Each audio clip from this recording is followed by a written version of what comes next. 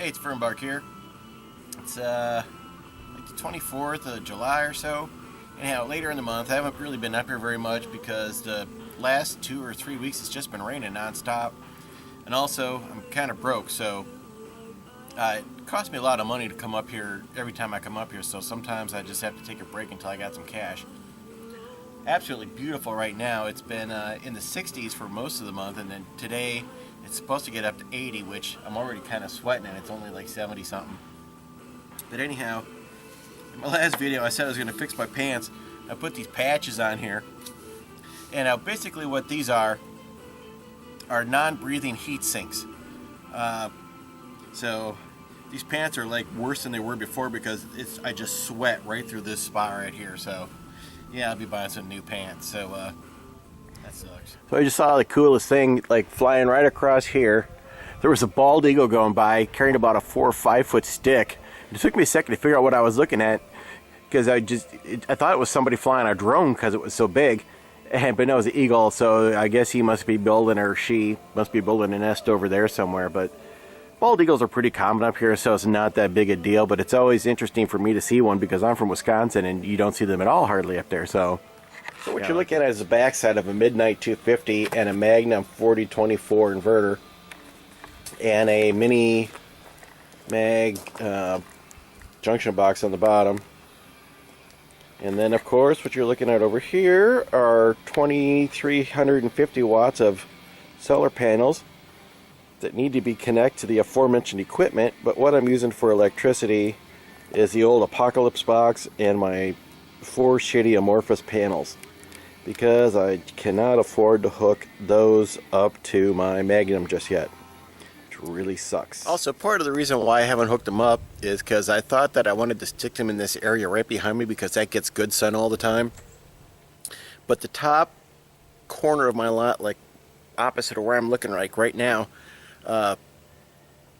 has a perfect southern view, and since everything I've done up here has been wrong on the first guess and I've moved everything like 5 times, I just don't know that I want to just whip up a permanent structure for solar power, and it might not be the right spot because it's on the wrong side of the road.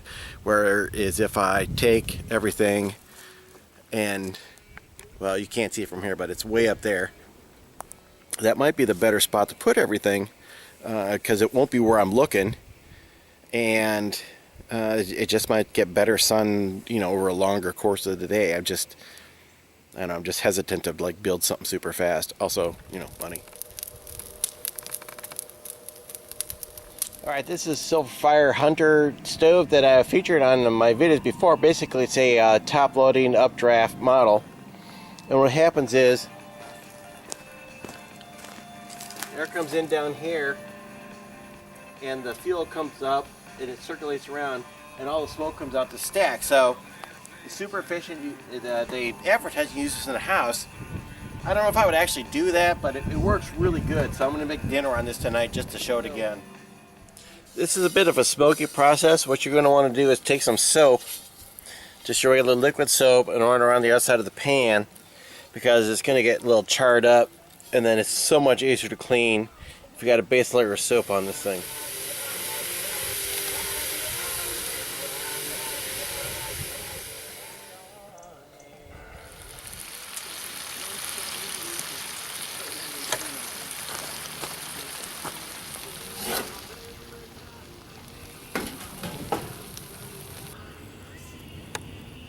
I got the vent closed on the bottom that should shut the heat off, but it's still flaming up. This thing is like totally, really super efficient.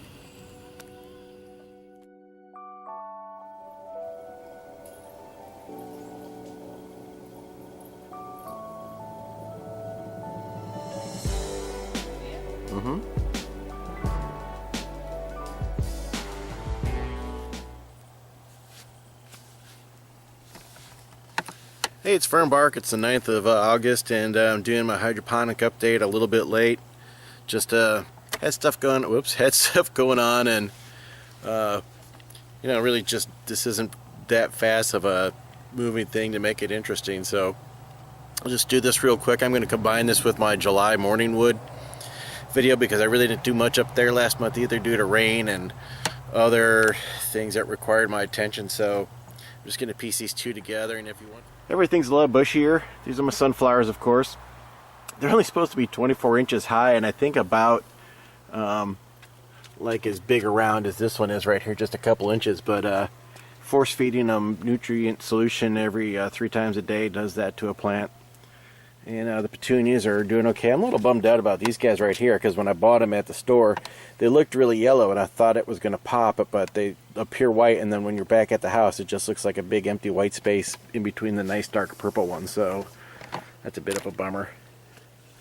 Tomatoes are going gonzo. Actually finally starting to get some color on some of them.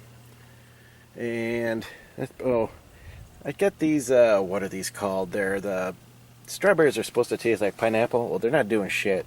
So that's a huge disappointment. I got like the smallest jalapeno grown. Oh, actually, this one's actually starting to do something right there, so that's pretty encouraging.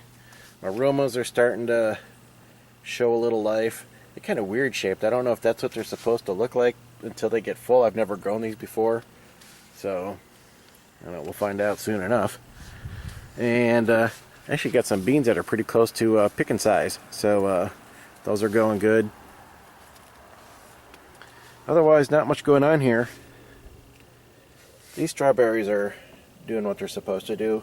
They don't grow very. I don't have enough growing to actually make a meal out of anything. I just come out here and eat them when they turn red, and then walk back to the house. And I did not get good lettuce results this year. Last year I had fantastic lettuce results. We were eating lettuce every day of the week for a long time, and it just did not work out. There's more bean plants this year, but these sunflowers are kicking butt. I kind of wish I started a bunch more of those and planted them around the place. They're really looking good. I grew those from seeds, and the world's smallest corn on the cob patch. We can have corn on the cob one time. Now these are tomato plants that are just growing in a box garden, and they're going crazy. They're being held up by this rake on this side, but starting to get some pretty decent sized tomatoes. When these finally all start going, we're going to be up to our ears in them. And then right next to it is another cherry tomato plant, just to give you an idea of how tall they are. Yeah, let's flip the lens here. They're as tall as me, so that's a big tomato plant.